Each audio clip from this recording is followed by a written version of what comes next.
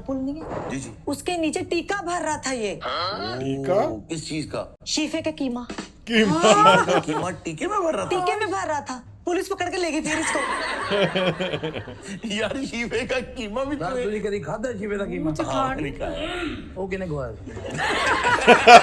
किने को मेरे बड़े भाई हैं, उन्होंने खिलाया था। हाँ कोलो किथों कोलो किथों सारे की टेस्टी की मैं पा शीफे दा। बिल्कुल सही। हाय हाय हाय हाय जी वो पता किसर मैं लाना अच्छा किधर लाना ਉਹ ਤੁਹਾਨੂੰ ਪਤਾ ਨਹੀਂ ਇਸ ਗੱਲ जी जी। ਉਹਨਾਂ ਦਾ ਕੀਮਾ ਮੈਂ ਭਰਦਾ ਵੱਡੀ ਸਰੇਂਜ अच्छा अच्छा ਅੱਗੇ ਸੂਈ ਨਹੀਂ अच्छा ਇੱਥੇ ਵੇਨ ਨੂੰ ਮੈਂ ਹਲਕਾ ਜਿਹਾ ਟੱਕ ਦਿੱਤਾ ਉਹ ਸਿੱਧੀ ਵਿੱਚ ਕਿਉਂਕਿ ਉਹ ਸੂਈ ਦੇ ਨਾਲ ਲਾਓ ਨਾ ਤੇ ਉਹਦੇ ਜ਼ਰਾਤ ਜਾਂਦੇ ਨੇ ਕੀਮਾ ਨਹੀਂ ਜਾਂਦਾ आप ना इनको ना कोई कन्फाइन करें, रोकें इन्हें किसी तरह। ਹਾਰੂਨ ਸਾਹਿਬ ਮੈਨੂੰ ਰੀਹੈਬ 'ਚ ਵੀ ਜਮਾ ਕਰਵਾਇਆ ਸੀ, फिर ਇਹ ਉੱਥੋਂ ਵੀ ਦੀਵਾਰ ਟੱਪ ਕੇ ਨਾ ਫੱਜੇ ਦੇ ਪਾਏ ਖਾਨ ਚਲਾ ਗਿਆ।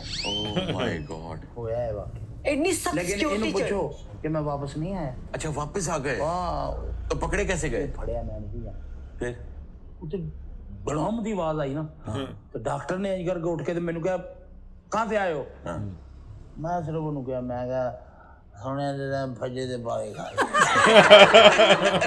ਬਸ ਉਹਨੇ ਸਟੈਥੋਸਕੋਪ ਮੇਰੇ ਮਾਰਿਆ यार तौबा तौबा तौबा, इसको खुराक का ग़िज़ा का नशा है। नशा। अब आप एक काम करें, जी।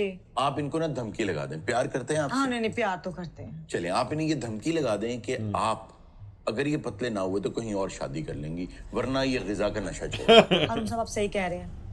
हादी अगर तुम मुझसे प्यार करते हो, मुझसे शादी करनी है, या फिर मुझे छोड़ दो या ये ग़िज़ा छोड़ दो। देखिए अरुण साहब मैं इससे ना बहुत मोहब्बत करता हूँ तो फिर ये खुराक का नशा छोड़ो। बहुत हाँ। मैं कह रहा हूँ कि मैं ये छोड़ दूँ थोड़ा सा वक्त दे दीजिए कितना थोड़ा? ये कब से शुरू हुआ ये सब कुछ? यही कोई 2-3 हफ्ते हुए हैं।